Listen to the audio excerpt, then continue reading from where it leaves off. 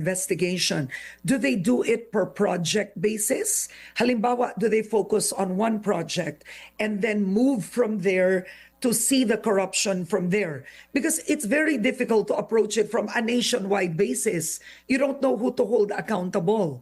How are they approaching the hearings? Well, marami silang hearing sessions na ginagawa. I really do not know the strategy of the ICI, mga commissioners. I can only speak for my team. Now we're out there doing all of this, identifying yung mga high-profile na mga contractors, high-profile na mga cases. Hindi namin pwedeng imbestigahan lahat ng kaso sa isang probinsya dahil napakadami.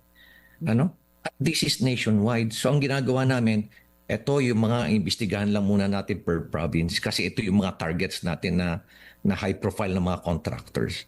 Tapos lipat ulit tayo sa isa.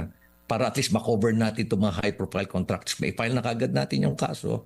Tapos may coordinate na natin o collaborate with AMLAC para at least mahold na natin lahat yung kanilang mga assets. Ganun ang maming plano nun eh. Yun ang framework na gagawin namin sa aming team.